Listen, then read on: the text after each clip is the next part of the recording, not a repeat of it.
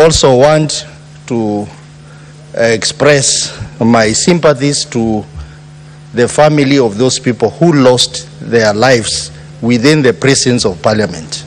Mr. Speaker, I want to say that Parliament requires to be cleansed because the blood of innocent Kenyans is within the presence of Parliament, and I hope those of us who believe in prayers will have prayers to also cleanse Parliament so that we continue as a holy institution, as a sacred institution, and as a respected institution. Mr. Speaker, I want to thank the Senate leadership, led by yourselves and the minority and majority leaders, for this opportunity. Mr. Speaker, as we are reflecting on what is happening in our nation, the house that has caused all this problem, they are in hiding, Mr. Speaker. They are in hiding. Many of them are hiding from the people. Many of them don't want to be seen in public because they know what they did was not right. And the Senate has taken up the challenge of being a house of reason to discuss these issues freely. And I just hope, Mr. Speaker, whatever we discuss here, we debate here, should not just end with this debate, but we should have a system of ensuring that whatever we talk about here is actually implemented. I think that will be the main challenge as we debate this particular motion, that what strategies are we going to employ to ensure the many good things we have discussed are implemented. Mr. Speaker, I think the protest by the Gen Zs is a awakening call to the government and to the entire population of Kenya. And this is a moment that we require to reflect and reset our nation, reset this Senate, reset the National Assembly, and reset all the state organs so that they comply to the wishes of the many Kenyans. Mr. Speaker, I have listened to all the speakers who had an opportunity to speak to this motion. But, Mr. Speaker, I want to divert a bit and say the problem of this nation is here. The problem of this nation is with the Parliament of Kenya. The problem of the other institution that is responsible for our problem is the presidency. And we have not talked eloquently about that. I want to take this chance to talk about that, Mr. Speaker. Parliament, what happened to Parliament? Parliament was a holy institution that was always on the side of the people. And I remember, Mr. Speaker, when I was a student at the university here, long before I knew I would become a politician, I used to come to the public galleries to watch Boni, Khalwale here, Onyonka here, debate. To debate. And I used to enjoy the debate, Mr. Speaker. I used to enjoy the debate because they were debating openly and there was no fear.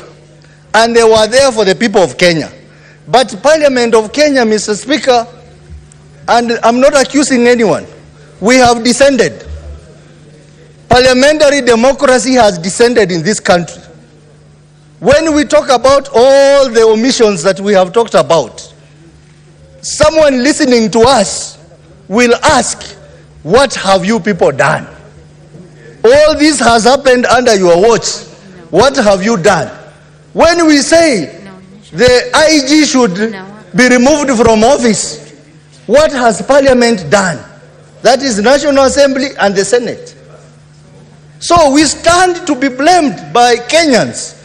And when we reflect, I think a lot of reflection has to be focused on Parliament.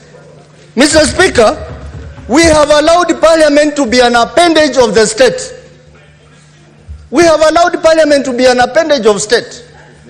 How do you feel when before a critical bill before the House, parliamentary group meetings are held in State House? Mr. Speaker, I think we need to change the standing orders so that all parliamentary group meetings are held within the presence of Parliament. Even my own party, ODM, we should hold our meetings within the presence of Parliament. Let our leader come here and chair our meetings. Let President Ruto come to this Parliament and chair the parliamentary group meeting within the presence of Parliament. The idea of us being taken to State House and given orders on how to operate in this house, how to vote, has to stop from today. Mr. Speaker, we always start on a wrong note when we have a new Parliament.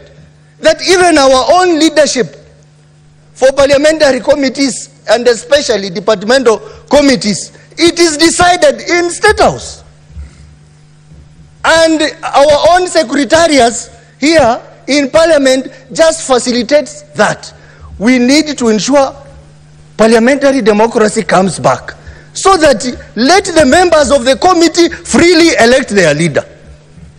Because I have served in the National Assembly, Mr. Speaker, and I saw chairs of committees were behaving like PS to cabinet secretaries. How will they oversight cabinet secretary when you as a chair, you are very cozy with the cabinet secretary? You go to his office to drink tea in the morning, to eat lunch, seek favors, and this person is supposed to appear before you to answer questions. How is it possible? Honorable members, I think before we blame any other institution, we have to start here. We remember in 2008, when Marende was the Speaker of the National Assembly, when everyone thought that the country was going to burn, Parliament stood and united the country through the Speaker. Mr. Speaker, you have done so well as a Speaker.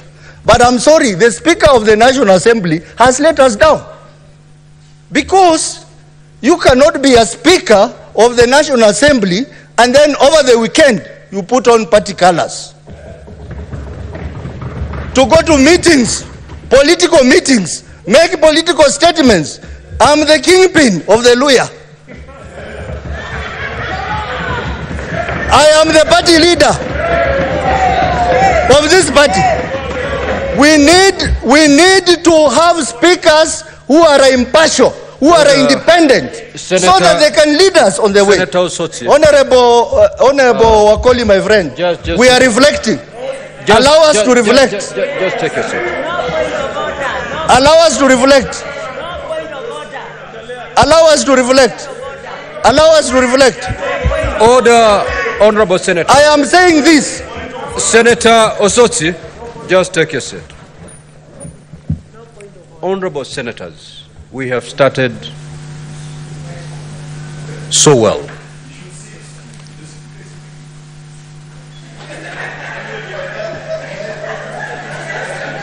Order, Honorable Senators. Before debate started on this particular motion, we said because of the sensitivity and where we are, we allow ourselves to ventilate as much as we can with less interruption. Many of the statements that are going to be made here may touch us not in a friendly way, but yet they have to be said if you're to move forward.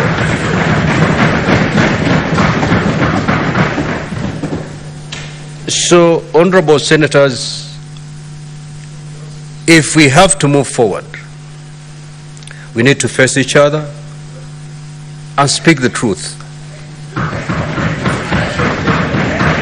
And ordinarily the truth, no matter the pain that truth may cause if you are to move forward. And therefore, Honorable Wakoli, when I give you the opportunity, you will have a chance to correct facts that you feel they were not put in the correct fashion. So kindly allow Senator Osotsi to complete his intervention, and thereafter when you rise, you will have that opportunity to put your case as you see, as you deem it fit. Proceed, Senator Osotsi. Mr. Speaker, I didn't intend to hurt my good friend, the Speaker of the National Assembly, but this is a moment of reflection, and this is something I've thought. I have seen the norms, parliamentary norms, even within the Commonwealth.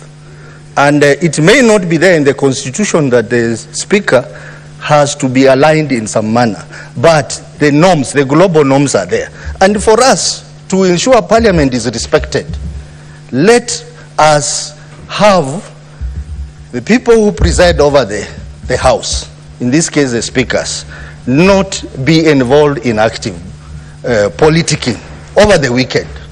And that is this line that I was taking. And if for any good reason that I have offended Honorable Wakoli and his party leader, I want to apologize, but to say that I'm reflecting on that. Mr. Speaker, still talking about parliamentary democracy. Mr. Speaker, when you go to National Assembly, and I think even here, there are words on the door that says, for the welfare of society and a just government of the people. Those words are not there for nothing. They mean something. They talk about welfare of the society. The society is the country. The just government of the people. That should be the words or the phrases that are supposed to guide us in this house. The moment we divert from that and start engaging as political parties or as an appendage of state, we lose it completely.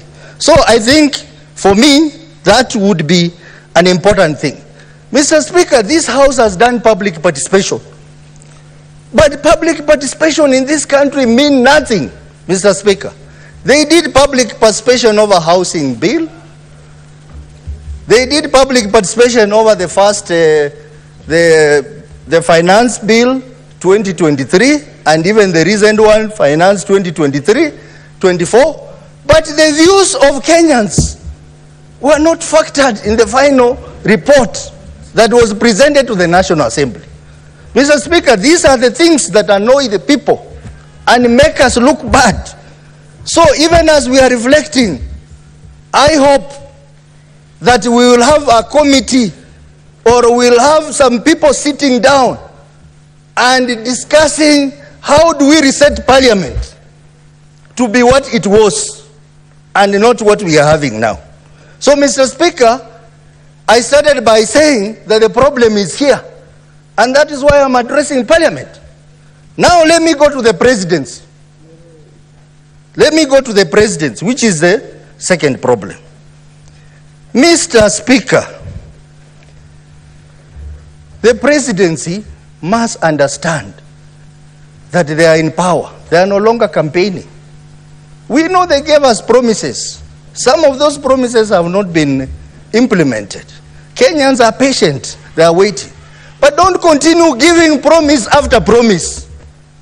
Every day you wake up, new promise has come.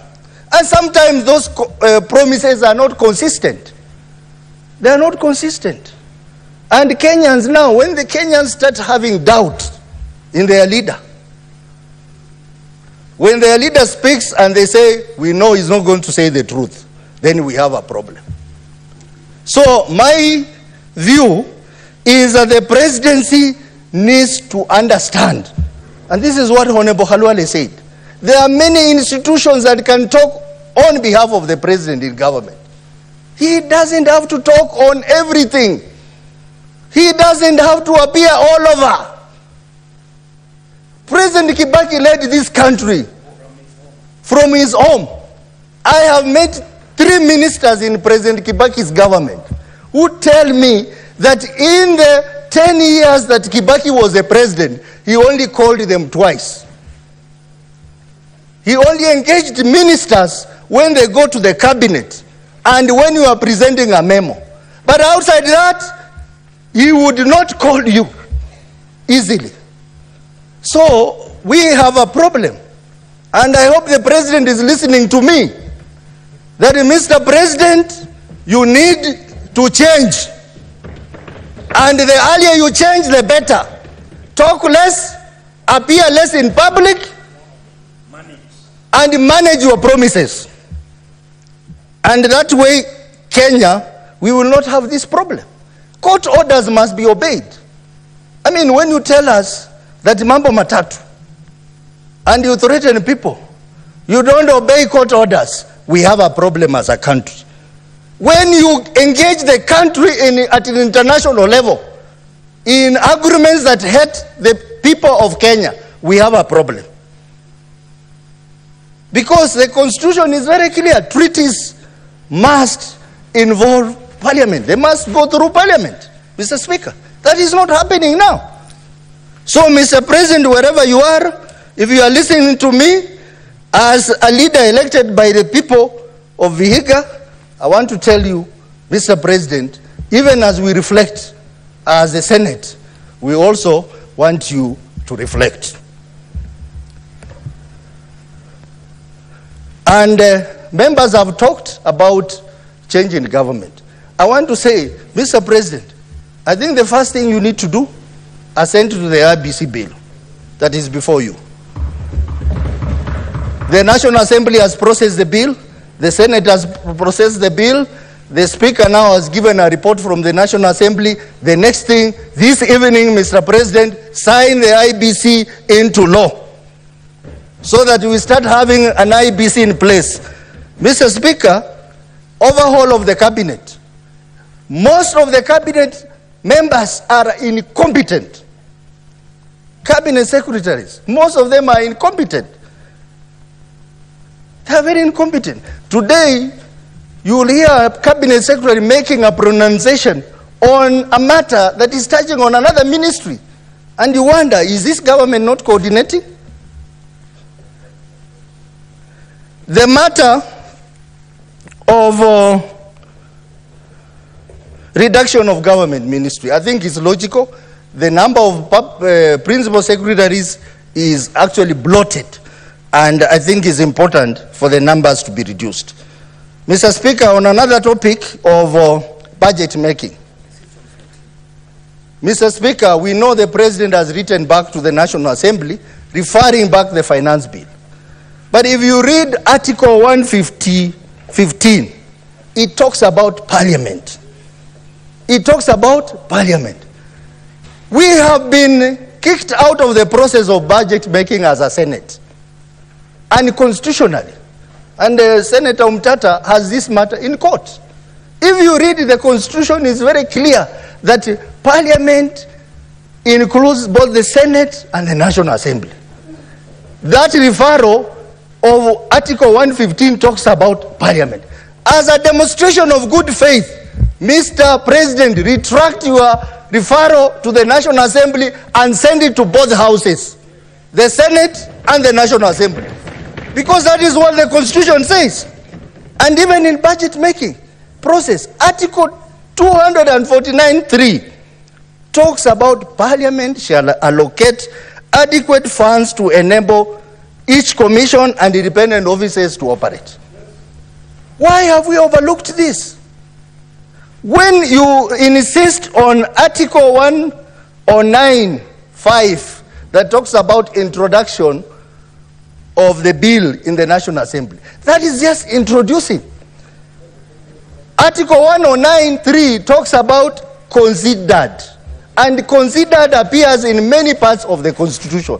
So, Mr. Speaker, part of the problem is that the process of budget making, including finance bill, must involve the Senate. So that if National Assembly does not do the right thing, Senate, a house of reason, will tell them no. And will tell them no in a big way, Mr. Speaker. Mr. Speaker, let me also talk about public debt. I think it's important for us to audit the public debt. Let us know the exact debt that we have. Let people not be telling us we have this debt and we don't have any statement of debt. We don't have any audit report. I think this should be one of the major proposals to come from this. And even as we audit our debt, let us think about institutions which are consuming public funds and they are unconstitutional. First ladies, second ladies, prime cabinet secretary's wife, we all have wives and we were elected. If you are elected and you are earning a salary, let your wife use your salary to do the things he's doing. Husband. Let that money come from your salary. Let us not be told that we elected a leader and governors have started doing the same. Yes. They have started doing as a first wives, governor, whatever. Iyo maneno tuwachane nayo. We must, in fact, the president said in the interview from Monday, we want to see it communicated officially, because he has not done that officially. Those offices are bloated. Last 2 weeks, when this matter had started, the first lady came near my home and met some widows, about 1,000 widows, a place called Mongoma, talked to them and left them without anything. Just to come and play politics? I think we must relook at these offices and scrap them because they are consuming a lot of resources. Mr. Speaker, let me talk about corruption, Mr. Speaker. Corruption is a cancer in this country. Order, honorable senators. And if Senator we want to be heard in silence, please. If we want to do justice to this country, Mr. Speaker, let us revisit Chapter 6 of the Constitution, Leadership and Integrity Act. Can we have this chapter fully implemented? If we need to move forward. You'll have 2 minutes to wind up, Senator Sotsi. Mr. Speaker, the issue of reforms in the police. The Constitution had good intention. Created the office of IPOA, we created the office of Police Service Commission, but we have allowed these 2 offices to be muzzled by the IG. This is where we need to start. And if we are talking about recommendations, this is one area that we need to really recommend. But I agree with the colleagues who have said that the Inspector General of Police has failed and he must leave the office either through resignation or a removal from office. Because we have seen death under him during the Azimio protest and now during this protest. Mr. Speaker, I support, but with amendments. Thank you, Mr. Speaker. Senator Wafula.